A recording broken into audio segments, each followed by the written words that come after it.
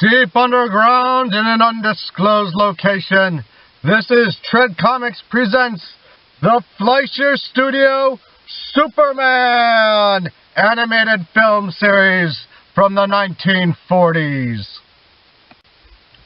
The Fleischer Superman cartoons are a series of 17 animated short films released in Technicolor by Paramount Pictures and based upon the comic book character Superman, making them his first animated appearance.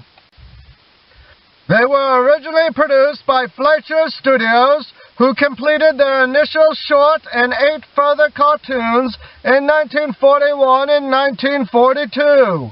Production was assumed in May of 1942 by Famous Studios, a successor company to Fleischer, who produced 8 more cartoons in 1942 and 1943. Superman was the final animated series initiated by Fleischer Studios before Famous Studios officially took over production. Although all entries are now in the public domain, ancillary rights such as merchandising contract rights as well as the original 35mm master elements are owned today by Warner Brother Entertainment. Warner Brother Entertainment has owned Superman publisher DC Comics since their purchase in 1967. Only the first 9 cartoons were produced by Fleischer Studios. Nonetheless, all 17 episodes are collectively known as the Fleischer Superman cartoons. In 1942, Fleischer Studios was dissolved and reorganized as Famous Studios, which produced the final 8 shorts. These cartoons are seen as some of the finest quality animated cartoons produced during the golden age of American animation.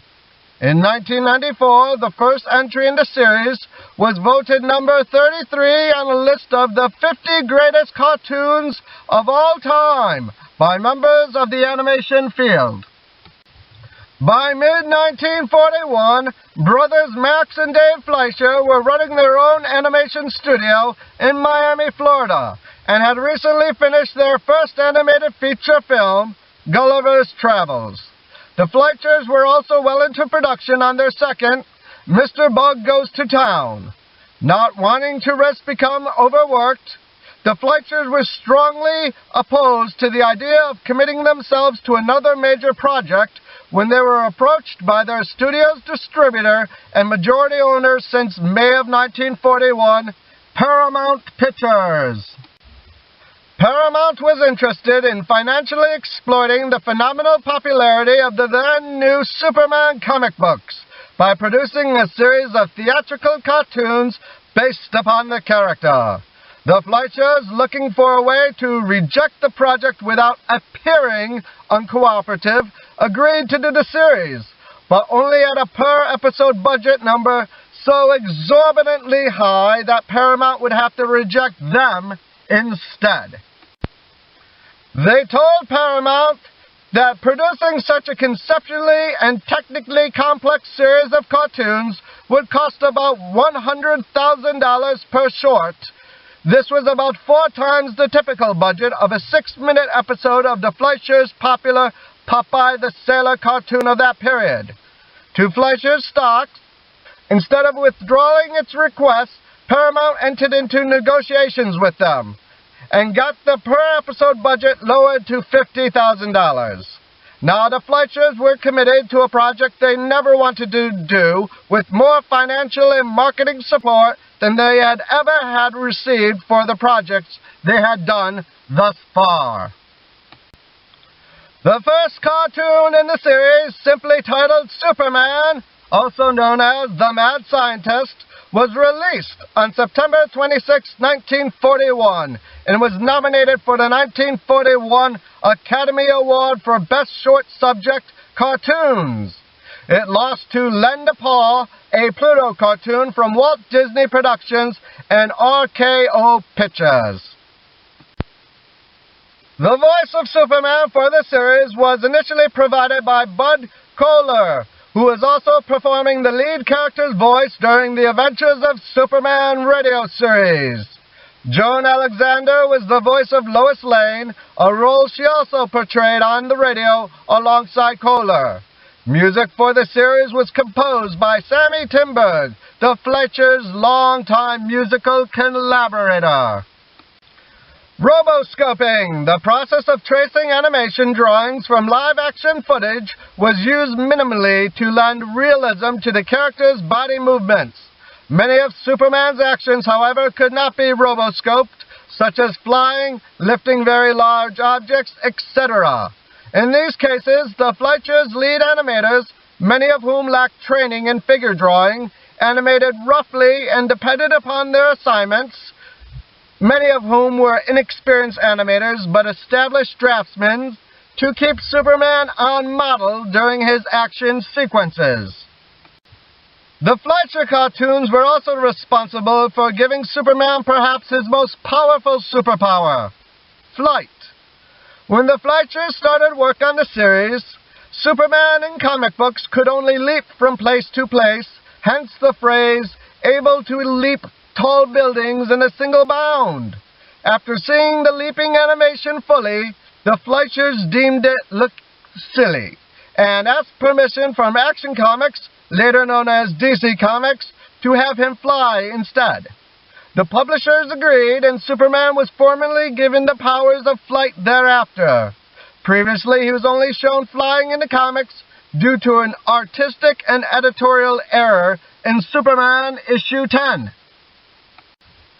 By the end of 1941, the brothers were no longer able to cooperate with one another, and the studio's co-founder, Dave Fleischer, had left Florida for California, where he would eventually become the new studio head of Columbia Pictures' Screen Gem Studios.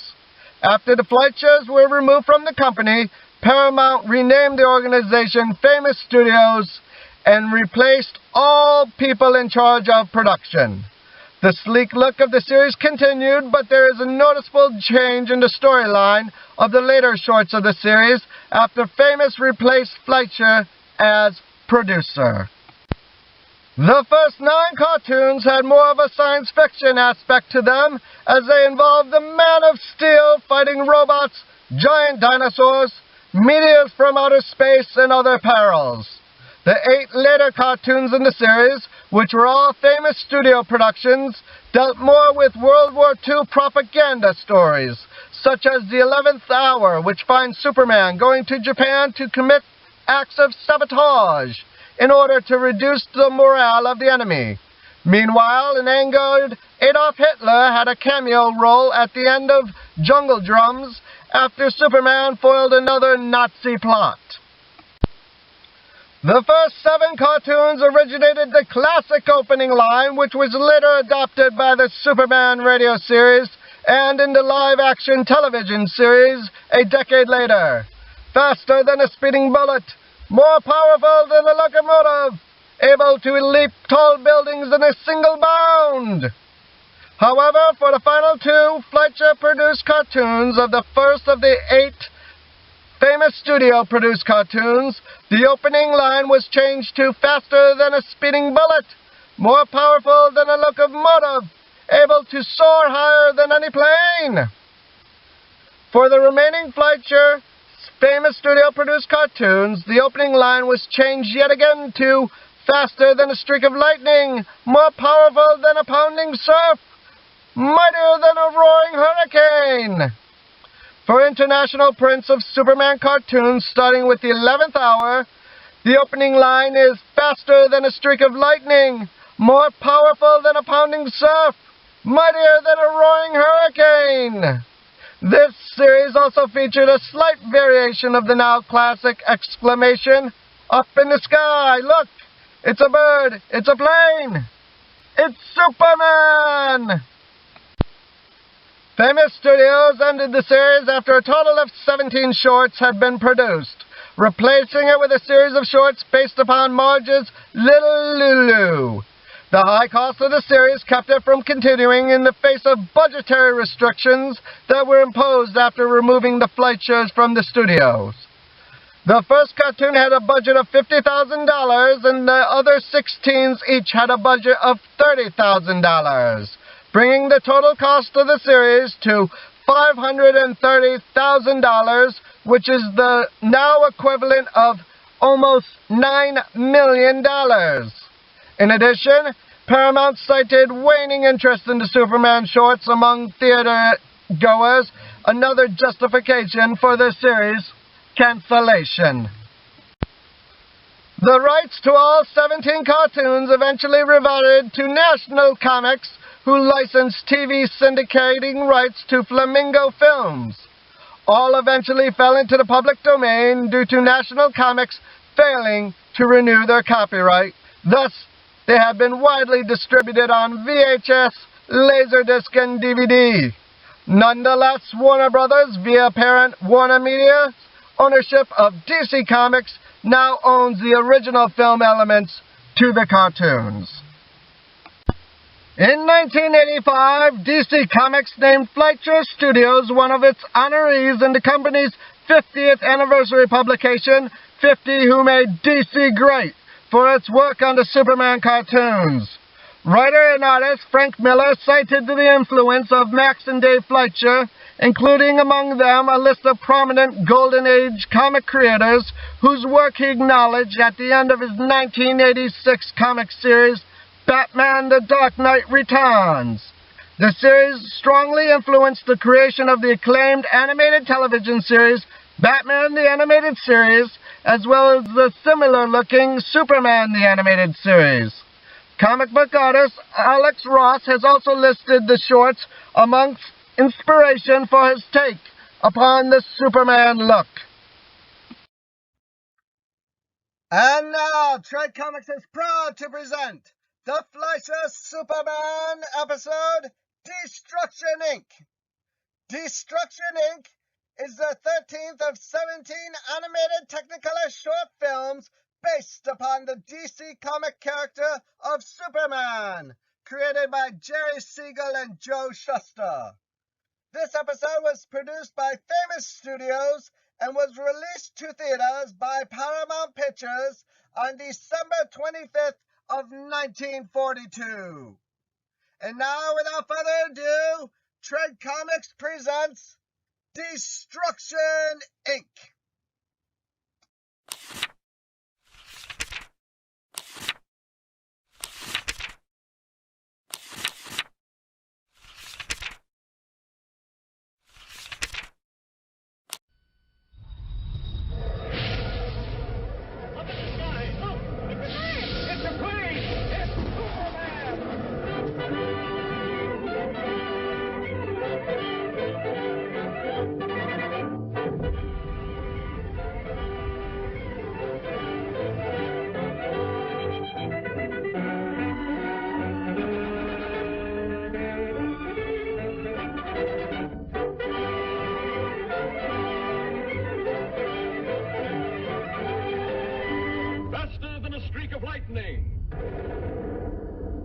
More powerful than the pounding surf,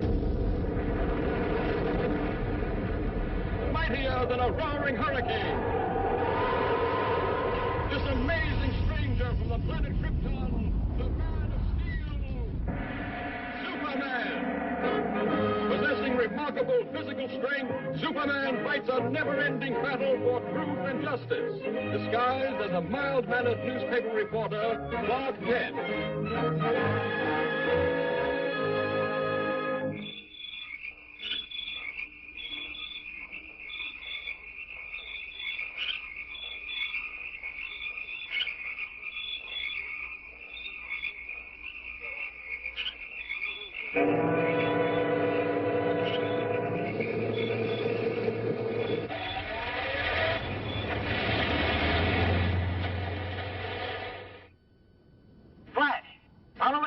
In the wake of a series of baffling crimes, the body of an elderly man has just been found in the marsh flats outside the city.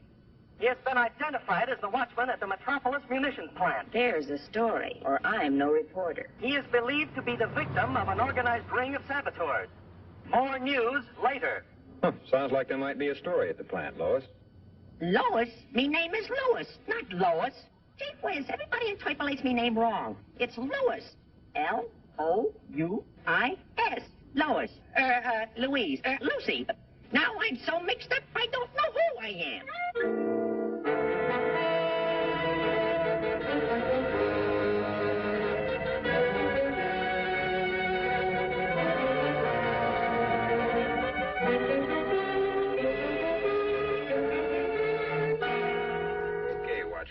Take your post in the main shop. Be on the alert. Yes, sir. Thank you, sir. Oh, pardon me.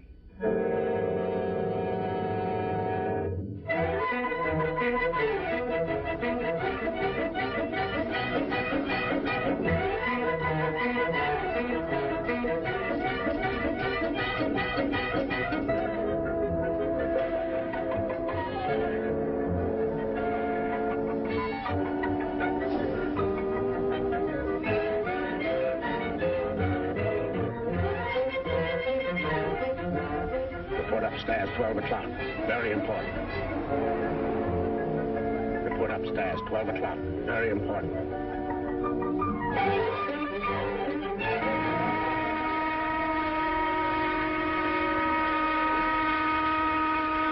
I wonder what the big shot wants.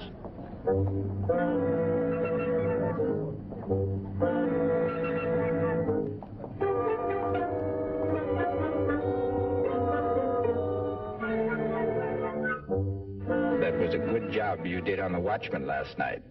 Now, how about that dynamite charge under the shops? It's wired to the switch on the plant floor below. When the new watchman pulls that switch tonight, the whole place will...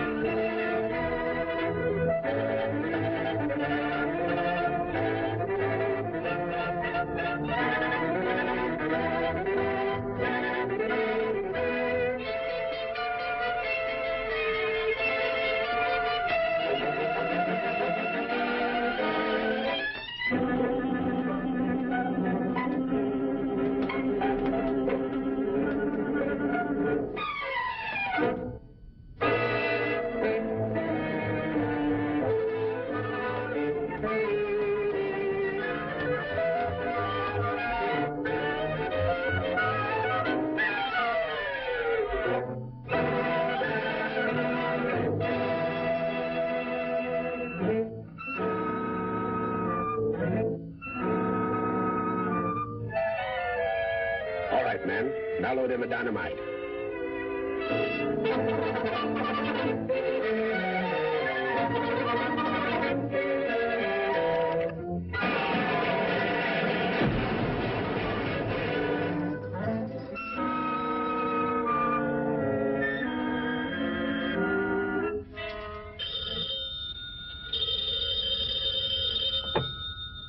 Jones speaking. Hello, Jones. We're ready for the test. Send out the torpedo immediately. Immediately.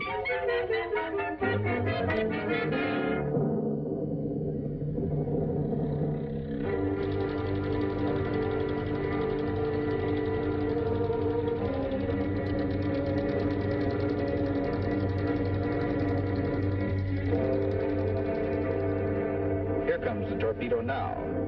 And that old hulk out there is the target. Naturally, for experimental purposes, there is no explosive in the torpedo.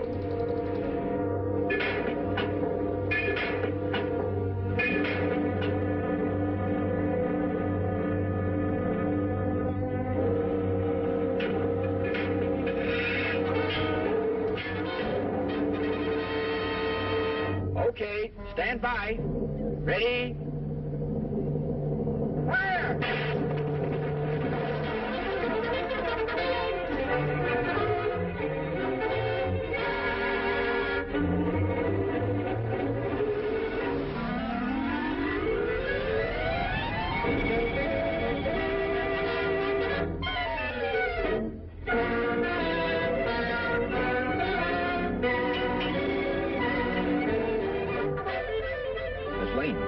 Miss Lane, are you all right?